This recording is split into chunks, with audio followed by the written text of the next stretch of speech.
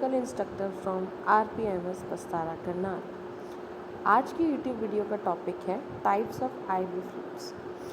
Ivy fluids, IV stands for intravenous fluids. जब एक patient या एक पर्सन की बॉडी, आपके खुद की बॉडी में फ्लूइड कंसंट्रेशन को नहीं मेंटेन कर पाती, तो आपको एक्सटर्नली इंट्रावेनियस फ्लूइड्स देने पड़ते हैं। ये fluids directly by the help of the cannula central lines के थ्रू डायरेक्टली वेन्स में इंसर्ट किए जाते हैं। अलग अलग 3 टाइप्स के आपके आईवी फ्लूइड है जो अलग अलग सिनेरियोज़ में हम पेशेंट्स को प्रोवाइड करते हैं, ताकि जो कंडीशंस जिनकी वजह से वो हॉस्पिटल्स में एडमिट हुए हैं वो ठीक हो सके।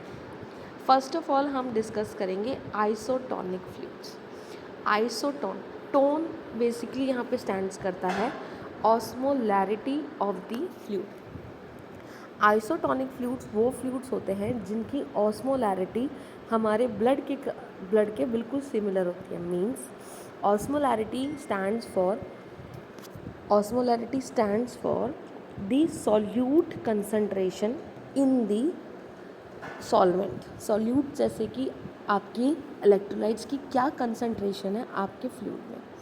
सो as we can say how it works, it has equal osmolarity as the blood. Water will equally transfer in and out of the cell. osmolarity में चेंज नहीं है तो आपका एक बैलेंस मेंटेन होगा। जितना वाटर इनसाइड जाएगा सेल के उतना ही आउटसाइड आएगा, because it have to maintain a balance. Help करता है एक्सटेंड करने के लिए प्लाज्मा इंट्रावेस्कुलर फ्लूइड। अगर for example in the case of our burns के केस में जो ब्लिस्टर्स फॉर्म होते हैं उसमें आपका जो प्लाज्मा वॉल्यूम है बहुत ज़्यादा डिक्रीज़ हो जाती है बिकॉज ऑफ ब्लिस्टर फॉर्मेशन। ये ब्लिस्टर फॉर्मेशन ही क्या करती है आपके इसको बेसिकली वो करने के लिए, कंपनसेट करने के लिए हम आइसोटोनिक फ्लूइड्स पेशेंट को दे सकते हैं। टाइप्स हैं आइसोटोनिक फ्लूइड के। 0.9% नॉर्मल सलाइन जो नॉर्मली प्रेजेंट होता है, लैक्टेट रिंगर सॉल्यूशन RL जिसको RL के नाम से फेमस है।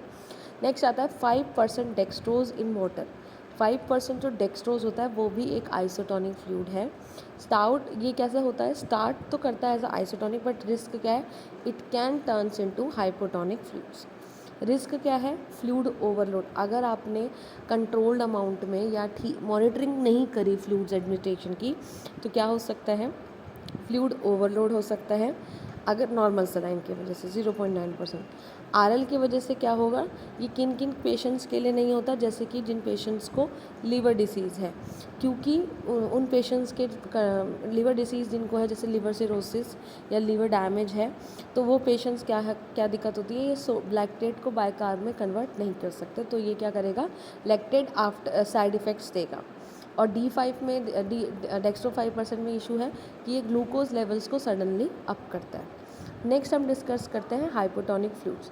हाइपोटोनिक फ्लूइड्स की लोअर ऑस्मोलैरिटी होती है as compare to our blood, because it causes water to move from the extracellular compartments to the intracellular compartments.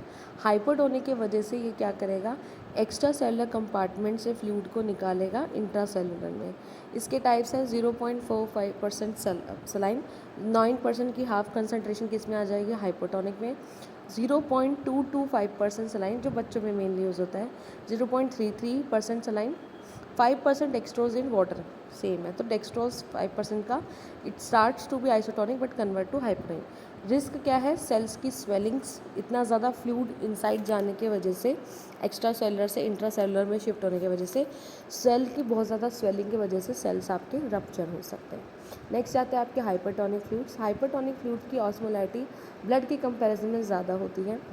It causes, इसका ये बिल्कुल हाइपोटोनिक का अपोजिट करेगा। ये इंट्रासेलुलर से सेल्स के अंदर से फ्लूइड निकाल के एक्स्ट्रा सेलुलर कंपाउंड्स में लाएगा। इसकी टाइप्स है 3% saline, dextrose 10% in water, dextrose 5% in 0.9% normal saline.